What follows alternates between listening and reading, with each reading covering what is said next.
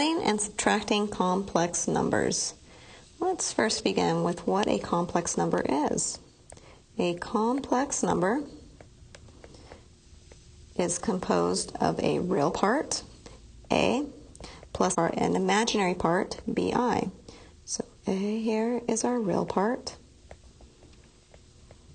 and BI is our imaginary part.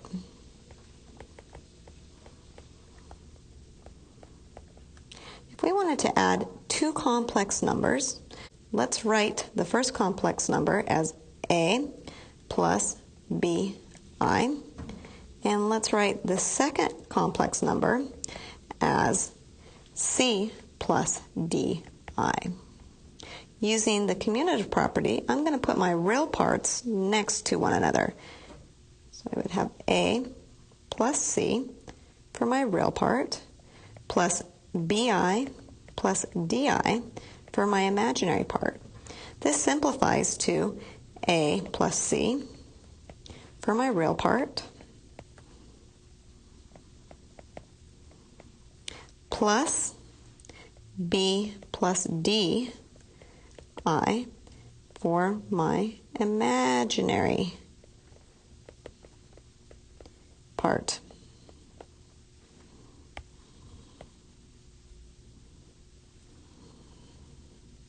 Example 1.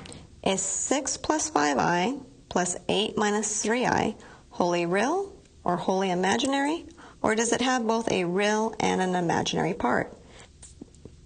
Part 1. Find the sum of the real parts. The sum of the real parts would be 6 plus 8. 6 being the first complex number, and 8 being the real part of the second complex number, which gives us a sum of 14 for our real part. So 14 is our real part of our complex number. Example 1, part 2. Find the sum of the imaginary parts by summing the coefficients of I. The coefficient in the first complex number is 5, and the coefficient in the second complex number is a -3. So let's sum 5 plus a -3i, which is equivalent to 2i. Example 1, part 3. Write the solution as the sum of the real and imaginary parts. So we have 14 for our real part, plus 2i for our imaginary part. Example 1, part 4. Use the form of the sum to determine if it is wholly real or wholly imaginary, or if it has both a real and an imaginary part. So let's write down our complex number of 14 plus 2i. We can see that it has both a real part, so it is not wholly imaginary, and we can see that it has an imaginary part, which means that it cannot be wholly real, so it has both a real part and an imaginary part. Example 2 is 5 plus 6i minus 5 minus 3i wholly real or wholly imaginary, or does it have both a real and an imaginary part? So let's write our two complex numbers. We have 5 plus 6i minus 5 minus 3i. I like to change that second complex number by adding a -1 distributed to that second complex number. So let's rewrite our two complex numbers. We have 5 plus 6i. Distributing the -1, we would have minus 5 plus 3i. Let's go ahead and use the commutative property to join our real parts and our imaginary parts. So we'd have 5 minus 5 for our real part, plus 6i plus 3i for our imaginary part, which simplifies to just 9i. Because we do not have a real part, our number is said to be wholly imaginary. Example 3. Is 12 plus 4i plus a negative 18 minus 4i wholly real or wholly imaginary, or does it have both a real and an imaginary part? So let's rewrite our complex numbers. 12 plus 4i plus a negative 18 minus 4i. Let's use the commutative property to join our real parts and our imaginary parts.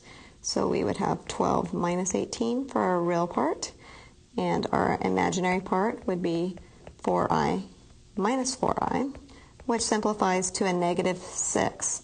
Because we only have a real part, we do not have an imaginary part, this complex number is said to be wholly real. Example 4. A circuit in series is a circuit in which the power flows in only one direction and goes through each part of a circuit. A flashlight with 2 batteries is a series circuit because the power goes through the batteries to the light bulb. Impedance Z is the measure of a circuit's opposition to the flow of current. The impedance of an element in the circuit can be represented using the complex number R plus Xi, where R is the element's resistance and X is the element's reactance. If 2 elements are used in a circuit in series, the total impedance is the sum of the impedance of each element. The following diagram of a circuit contains the 2 elements, 1 and 2, in series. The total impedance of the circuit is the sum of the impedance of elements 1 and 2. Element 1 has a resistance of 25 ohms and a reactance of 1 ohm. Element 2 has a resistance of 20 ohms and a reactance of 1.5 ohms. What is the total impedance of the circuit? So let's go ahead and write down the complex number for the impedance of element 1, which is 25 for our resistance plus 1i for our reactance. The impedance for element 2 is given as the resistance of 20 ohms plus the reactance of 1.5. So adding our complex numbers, let's go ahead and rewrite our complex numbers right here. 25 plus I, and we need to add that to element 2, which is a complex number of 20 plus 1.5 I. Using the commutative property, let's join our real parts. So we have 25 plus 20, and we have I plus 1.5i for our imaginary part, which simplifies to 45 plus 2.5i. So our total impedance is equivalent to 45 plus 2.5i.